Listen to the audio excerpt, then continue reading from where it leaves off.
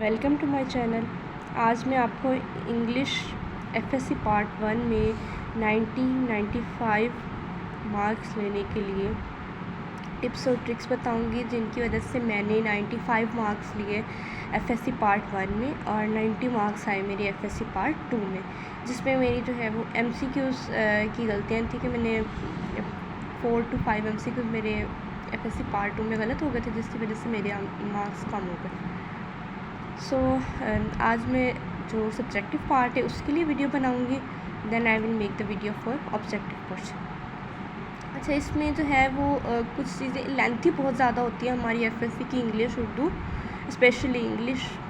तो उसमें सबसे पहले स्टोरीज़ आ जाती हैं। अच्छा, स्टोरीज़ के लिए हम लोग यूज़ करते हैं मोस्टली सनशाइन और डिफरेंट बुक्स। तो उसमें ना मैंने देखा है डिफरेंट बुक्स में ये होता है कि स्टैंडर्ड, आउटस्टैंडिंग और इजी बनी हुई होती है। सो मैं कभी भी एज सच इंग्लिश को याद नहीं करती थी, ना उसको एज सच रट्टा लगाया जा सकती, क्योंकि सिलेबस बहुत ज़्यादा लेंथी था। हाँ, 9-10 में फिर भी रट्टा लग जाता है, हम लोग क्वेश्चन आंसर को लगा सकते हैं। लेकिन अब पोइम्स आपको पता है काफ़ी ज़्यादा पोइम्स हैं, चैप्टर्स हैं, इसके अलावा जो हमारे पास हैं ट्रांसलेशन भी करनी है, तो हम एक ही क्वेश्चन को एज सच नहीं याद कर सकते। तो उसके लिए इम्पोर्टेंट ये है क्योंकि हमें ट्रांसलेशन तो करनी ही है। तो जब हम इस चैप्टर को प्रिपेयर करते हैं तो हमारे दिमाग में उसका पूरा स्केच बन जाता है कि इस चैप्टर में क्या स्टोरी थी। एज सच फर्स्ट चैप्टर हमारा नॉर्मा वाला है, उसमें एक पूरी स्टोरी है।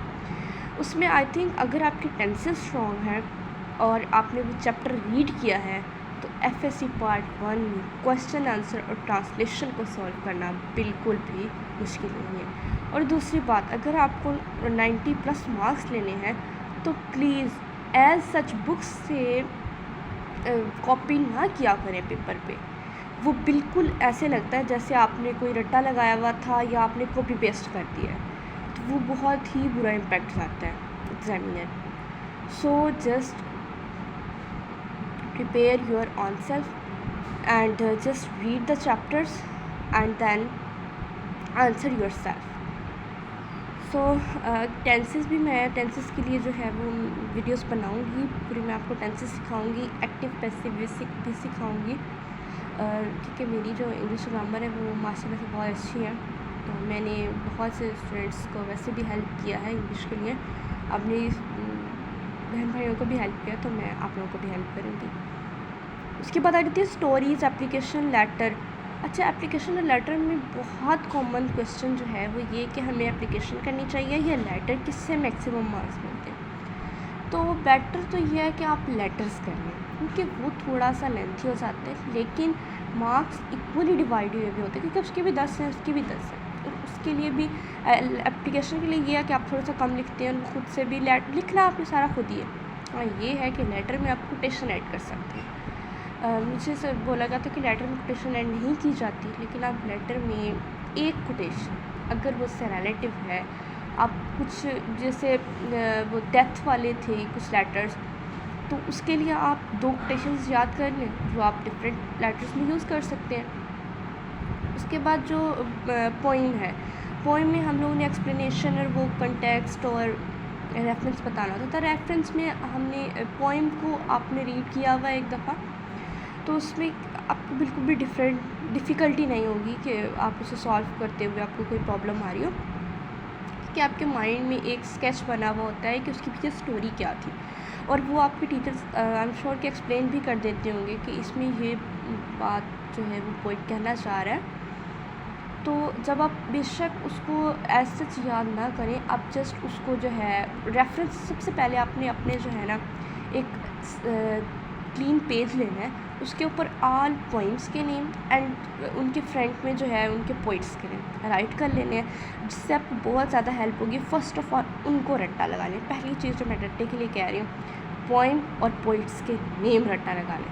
देन आप जब पोइम्स पढ़ते हैं और एक दफ़ा साथ साथ उनके आपको याद तो होते हैं कि इसका ये था, तो आपको ये याद रहता है कि ये कौन सी पोइम की लाइन्स हैं।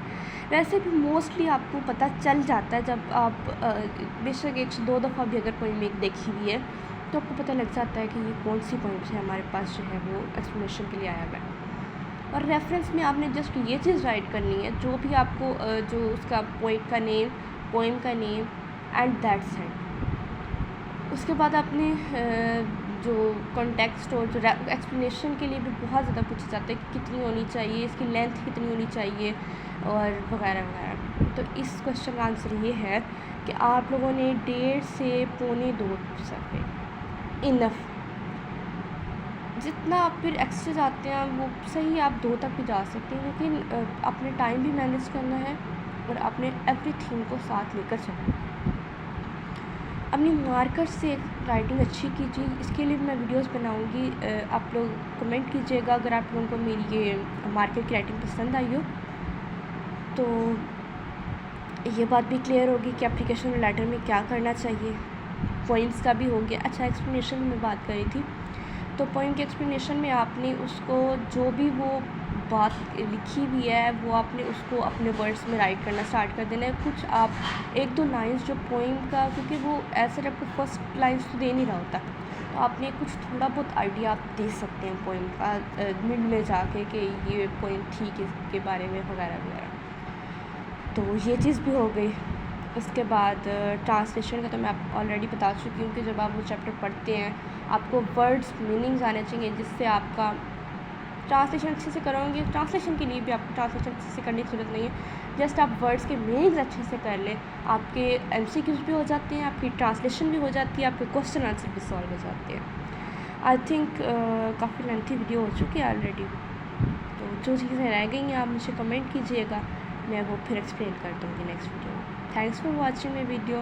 Please subscribe my channel and comment कि आपको कैसी लगी वीडियो, और ये राइटिंग का भी मुझे बताइएगा कमेंट में कि आपको सिखाऊं, इसके लिए वीडियोस बनाऊं।